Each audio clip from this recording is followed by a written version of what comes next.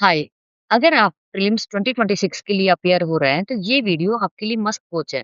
इस वीडियो में हम बात करने वाले हैं कि किस तरह से आपको अपने एग्जाम डे को हैंडल करना है सो दैट आप मैक्सिमम आउटपुट दे पाओ।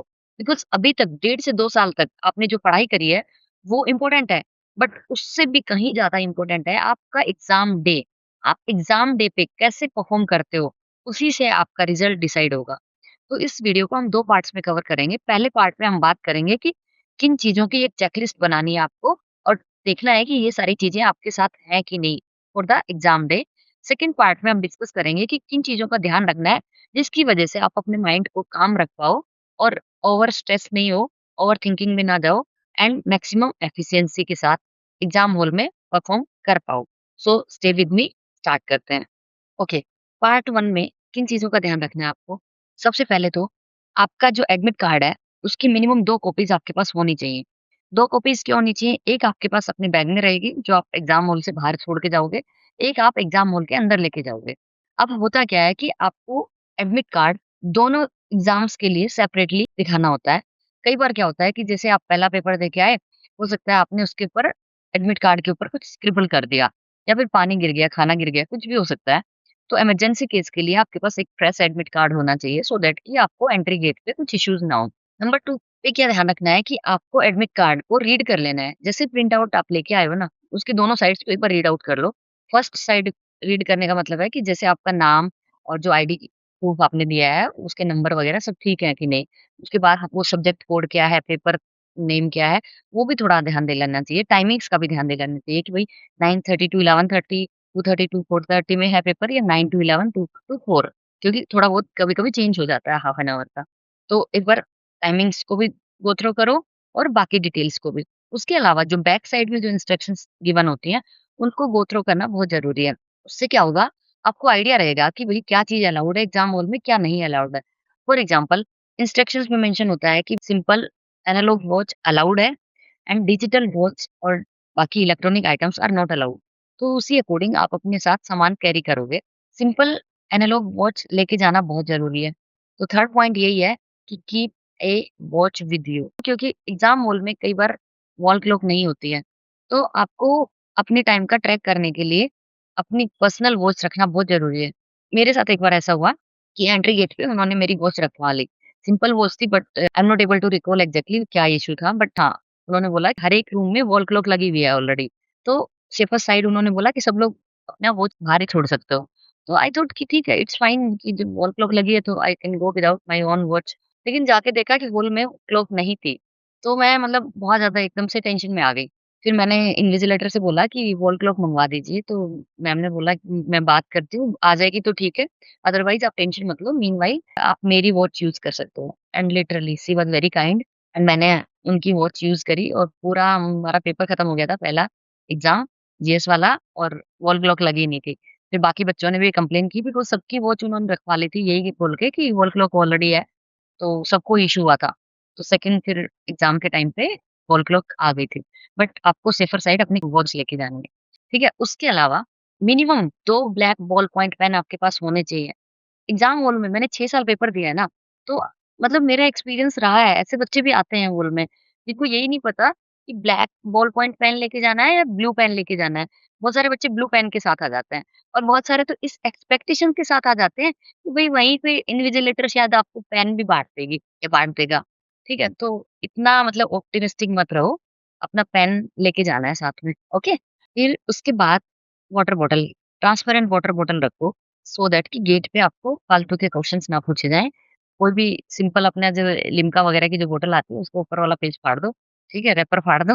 मैं तो ऐसे करती थी और उसको उस पर्टिकुलर डे के लिए आप एटलीस्ट यूज़ कर सकते हो, ठीक है? एग्ज़ाम हॉल में भी ले जा सकते हो उसको और टेबल पे रख के बीच-बीच में सिप लेते रहो because hydration is important for better performance of your mind, ठीक है? तो वाटर बॉटल अपने साथ रखो। इसके अलावा जो आईडी प्रूफ आपने एडमिट कार्ड में मेंशन किया हुआ है, उसी आईडी प्रूफ की ओरिजिनल आपको लेके जानी है। तो ऐसी मिस्टेक मत करना कि भई आपने आईडी प्रूफ तो रखा है साथ में, लेकिन जो एडमिट कार्ड में मेंशन्ड है वो डिफरेंट है। तो ऐसी भी स्टूडेंट से मिस्टेक हो जाती है, उनको लगता है आईडी प्रूफ लेके जाना है। नहीं, वही ओरिजिनल आईडी प्रूफ लेके जाना है, जो आपने एडमिट कार्ड में मेंशन किया है। और इसीलिए बोल रही हूँ कि इंस्ट्रक्शंस को पढ़ना ज़रूरी है क्योंकि वहाँ पे क्लियरली मेंशन्ड है। ठीक है? तो आई थिंक मैंने 6 चीज़ों के बारे में बात करी है यहाँ पे। आपको अपने 2 फ़ोटोकॉपी रखनी है, प्रिंट आउट रखने हैं एडमिट कार्ड के। आपको एडमिट कार्ड को पढ़ लेना है, आईडी प्रूफ ओरिजिनल लेके जाना है, 2 ब्लैक बॉल पॉइंट्स मिनिमम आपके पास होने चाहिए। अपनी सिंपल वॉच एक साथ में रखो एंड ट्रांसपेरेंट वाटर बॉटल लेके जानी है, पानी पीने के लिए बीच में। ठीक है? और उसके अलावा एक सबसे इम्पोर्टेंट चीज़ होती है, जब आपका एडमिट कार्ड आ चुका है और आप इंस्ट्रक्शंस पढ़ रहे हो, तभी आप अपना गूगल मैप पे चेक कर लो, आपका एग्ज़ाम सेंटर का एड्रेस क्या है, ठीक है?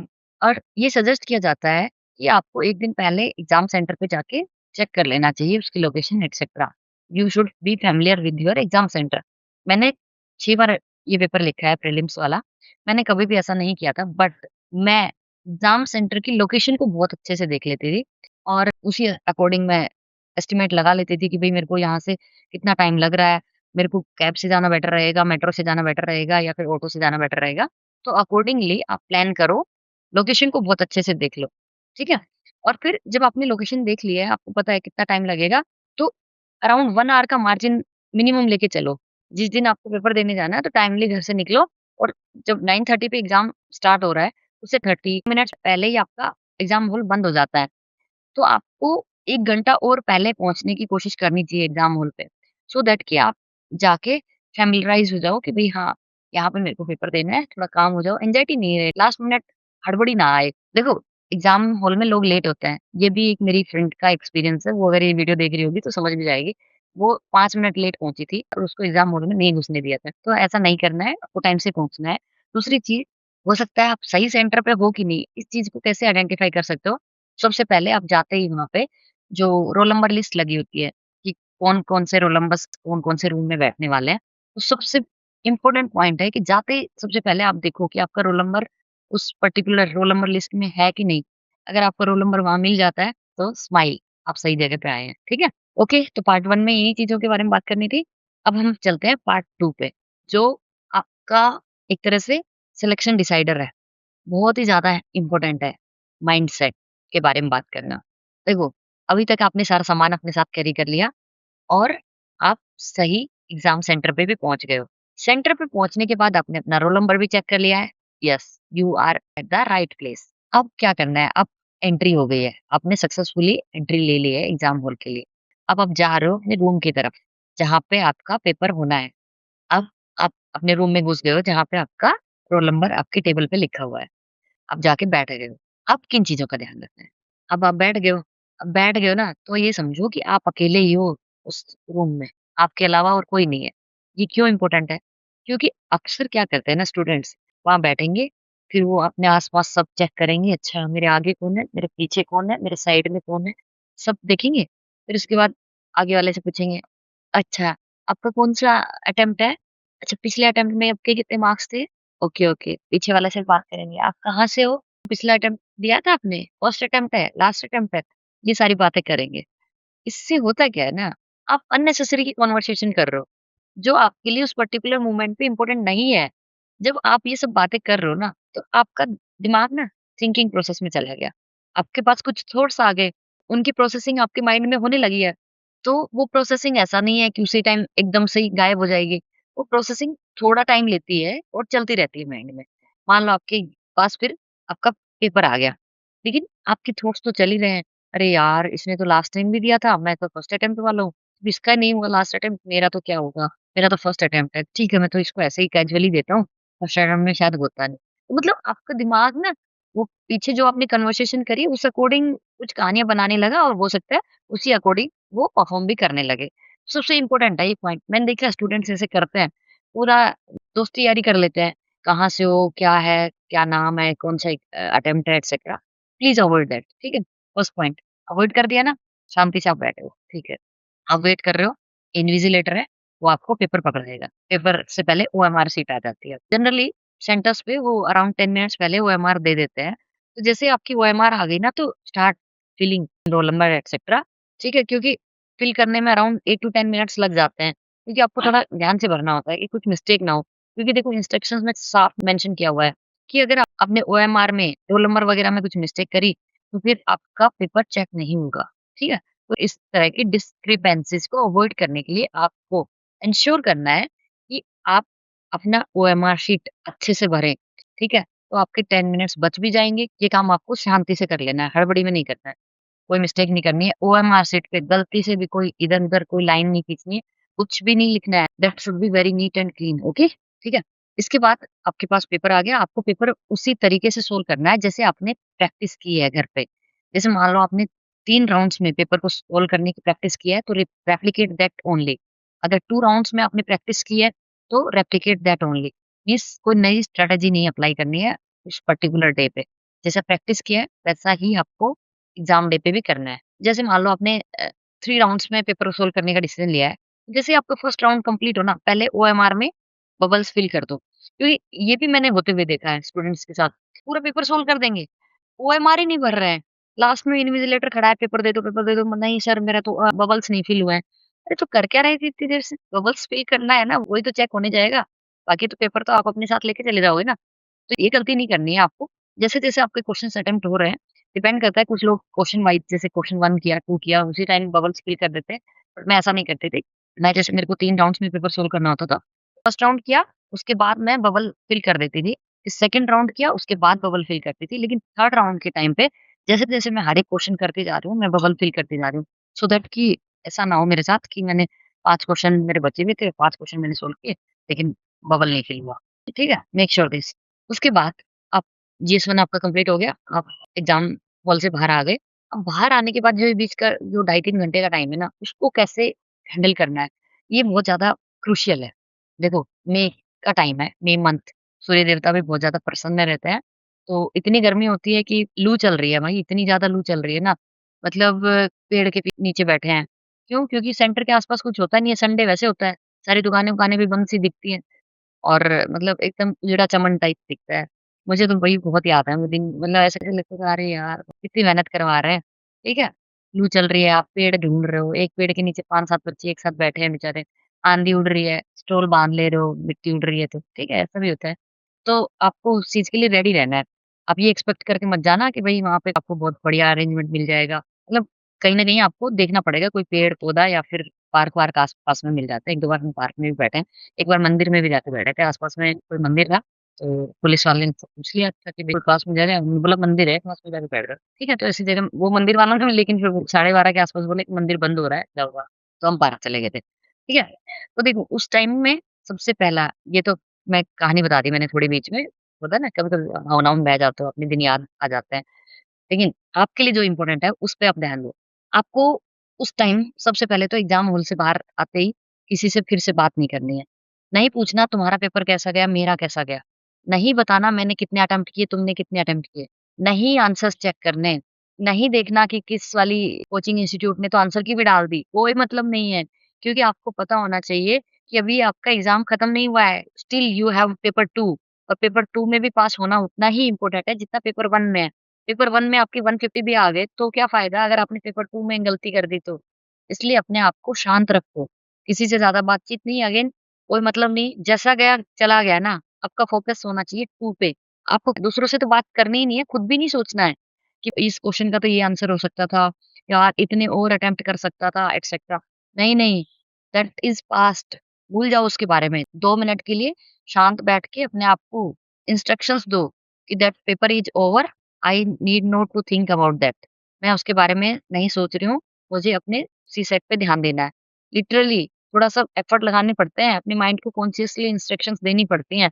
फिर जब आप क्लियर हो गए हो कि हाँ, पेपर 2 पे फोकस करना है, तो फिर बैठो थोड़ी देर, जो भी खाना आप लेके गए हो, खाना खा लो और खाना ज़रूर लेके जाना है। क्योंकि आस-पास में कुछ खाने की चीज़ें मिलती नहीं है, बहुत और फिर देखो सुबह से आप बैठे हो, तो शाम को फिर 4:30 बजे के पेपर खत्म होगा, फिर घर पहुँचते-पहुँचते 5 साढ़े 5 हो गए। तो बेटर है कि आप उस टाइम कुछ खा लो। और मैं तो देखो हमेशा अपना लेके जाती थी रोटी पराठा टाइप कुछ पैक करके, मैं खोल के खाती थी बैठ के। और जनरली लोग ऐसा करते हैं, ठीक है? तो आप भी वही कर लेना, लंच पैक करके लेके जाना है। कोई शर्माने की ज़रूरत नहीं है, सब लेके जाते हैं। जो नहीं लेके जाते हैं तो फिर वो ढूँढते ही रह जाते हैं, भैया कोई चाय की दुकान है क्या है, कोई खाने का रेस्टोरेंट है क्या? ठीक है? फिर खाना खा लिया, उसके बाद आप थोड़ा-सा अपना रिवीज़न कर लो, कुछ नोट्स भी बनाए होंगे सीसेट के लिए, मेरे पास तो होते थे मेरे अपने नोट्स और वही नोट्स मैंने हर साल रिवाइज़ किए हैं एंड मैंने सीसेट में कभी फेल नहीं हुई, अपने 6 अटेम्प्ट में, ठीक है? बहुत ज़्यादा भी नहीं पढ़ती थी बट मेरे को वो थोड़े से कंपाइल्ड थे नोट्स, मैं उनको रिवाइज़ करती थी और मेरा सीसेट हमेशा क्लियर हुआ। वो बात अलग है कि लास्ट अटेम्प्ट में मेरे मार्क्स थोड़े कम आए, मतलब सही 70 पे अटक गई, तो मुझे थोड़ी-सी चिंता हो रही थी रिज़ल्ट से पहले कि यार सीसेट में ना अटक जाऊँ। तो बट ओवरऑल ठीक रहा मेरा सीसेट। तो आपको रिवाइज़ कर लेना है थोड़ा, क्योंकि मैं जब देखती थी कि जो मैं रिविज़न करती थी तो मेरा एग्ज़ाम में हेल्प होती थी, कुछ न कुछ वहाँ से याद आ जाता था फटाफट। और जब थोड़ी-सी भी हेल्प हो जाती है ना, तो आपकी स्पीड बढ़ जाती है। ठीक है? तो बिना रिवीजन के मत जाओ, 1 घंटा रिवीजन कर लो। उसके बाद फिर जब दोबारा से एंट्री स्टार्ट हो जाती है, तो एंट्री वो जल्दी स्टार्ट कर देते हैं सेकंड पेपर के लिए, क्योंकि पता है बाहर बहुत गर्मी है, बच्चे भी वेट कर रहे हैं कि भई थोड़ा-सा अंदर चले जाएँगे तो थोड़ा ठंडे में बैठ जाएँगे। तो अलाउ कर देते हैं, अराउंड ढाई ढाई बजे से पेपर है, तो वो 1:30 बजे के आस-पास खोल देते हैं एग्ज़ाम हॉल को, ठीक है? तो आप चले जाओ, थोड़ा पहले ही चले जाओ अंदर, जो पढ़ लिया, खा पी लिया था पहले ही, अब अंदर जाओ, अंदर जाके अपना हाथ-मुँह धो लो अच्छे से, फिर जाओ रूम में, पंखे तो चल ही रहे होते हैं, एसी-वेसी तो कहीं नहीं मिलेगा आपको, कूलर भी नहीं मिलेगा, पंखे चलते मिलेंगे, पंखे के नीचे बैठ जाओ और अपनी सीट पे ना 15 से 20 मिनट का एक नैप ले लो अच्छा-सा, ठीक है? वो आपके माइंड की परफॉर्मेंस के लिए बहुत ज़्यादा इम्पोर्टेंट है, क्योंकि दिमाग थका हुआ है ना, सुबह से पेपर दिया है, फिर अभी लू में बैठे थे, इतनी हवा चल रही थी गरम-गरम, गरम-गरम हवाओं के थपेड़े लगे हैं, थोड़ा उसको शांत होने दो, ठीक है? तो आपने 15 से 20 मिनट रिलैक्स कर लिया, उसके बाद जब अब लग रहा है कि 15 से 20 मिनट बचे हैं एग्ज़ाम के लिए, तो फिर दोबारा से जाओ, वॉशरूम वगैरह हो के आओ, अपना मुँह धो अच्छे से ठंडे पानी से, आँखें खोलो बढ़िया से और फिर एकदम अलर्ट होके बैठ जाओ सीट पे, दोबारा से एग्ज़ाम के लिए। फिर वही प्रैक्टिस फ़ॉलो करनी है, आस-पास वालों से, आगे-पीछे वालों से कोई बातचीत नहीं करनी, कोई मतलब नहीं है। ये समझो तुम अकेले पेपर देने आए हो, ठीक है? और फिर सेम प्रैक्टिस करनी है, ओएमआर आ जाएगी, ओएमआर फिल करना है और सीसेट के टाइम पे आपको जो पेपर मिल जाएगा, तो ये ध्यान रखना है, आपको वही स्ट्रैटेजी फ़ॉलो करनी है जो आपने प्रैक्टिस की है एट होम, कि आपको पता होना चाहिए कि कॉम्प्रिहेंशन पहले करना है या फिर मैथ्स पहले करना है, रीज़निंग पहले करना है। ठीक है? ये बहुत ज़्यादा इम्पोर्टेंट है, मतलब एग्ज़ाम में जाके कुछ नया ट्राई नहीं करना, कि घर पे तो हमेशा कॉम्प्रिहेंशन पहले करते थे। उस टाइम लगा कि एक आधा मैथ्स का क्वेश्चन सिंपल दिख गया तो लगा अरे चलो मैथ्स ही कंप्लीट कर लेते हैं। नहीं, नहीं, जो प्रैक्टिस घर पे करके गए हो वो फ़ॉलो करो। ठीक है? फिर ऐसे ही करके आप अपना एग्ज़ाम अच्छे से दे लो, ओएमआर बीच-बीच में जैसे बताया मैंने, जैसे पेपर 1 के लिए किया वैसे ही फ़िल करते रहो। लास्ट मिनट के लिए कुछ नहीं छोड़ना है बबल्स में स्पेशली। ठीक है? तो क्योंकि मैंने ये एग्ज़ाम 6 टाइम्स अटेम्प्ट किया है एंड 4 बार मेरा प्रीलिम्स क्वालीफाई भी हुआ है। तो उसी एक्सपीरियंस के अकॉर्डिंग मैंने कुछ चीज़ें शेयर करी, तो होप इट वाज़ हेल्पफुल और तो शायद कुछ बचा नहीं है ख़ास, ठीक है? तो इन चीज़ों का ध्यान रखना। हो सकता है बहुत बेसिक लगें, लेकिन मेरे हिसाब से अगर किसी 1-2 के भी ये काम आ जाती हैं, तो that is well and good. क्योंकि ऑब्वियसली 95% लोग ये गलतियाँ नहीं करते हैं या फिर वो भी अपना ध्यान रखते हैं, बट कहीं न कहीं 5% लोग ऐसे होते हैं, क्योंकि हर एग्ज़ाम हॉल में मैंने ये 1-2 लोगों के साथ इस तरह की चीज़ें या इस तरह की मिस्टेक्स एक्सपीरियंस की हैं। तो हर रूम में अगर 1-2 बंदा ऐसा कर रहा है, तो ऑन एन एवरेज 5% जनता है, जो इस तरह की गलतियाँ करती है। तो आप उस जनता में इंक्लूड नहीं होना, क्योंकि मैंने आपको बता ही दिया है क्या चीज़ें करनी है, क्या नहीं करनी है। And from the core of my heart I wish you all the best. I can understand इस एग्ज़ाम के लिए कितने एफर्ट्स लगते हैं। तो आप पेशेंस रखिए, आपकी अपनी मेहनत पे भरोसा रखिए, जो होगा अच्छा होगा, बिलीव मी। बस आपको अपने दिमाग को शांत रखना है, जितना माइंड काम रहेगा उतनी परफॉर्मेंस अच्छी आएगी। बस इसको एंग्ज़ायटी में नहीं डालना है उस दिन, बाकी सब रिकॉल होता रहेगा। आप एग्ज़ाम में जब सोल्व करोगे ना क्वेश्चन्स, आपको पता भी नहीं चलेगा यार ये कैसे मेरे को याद आ रहे हैं।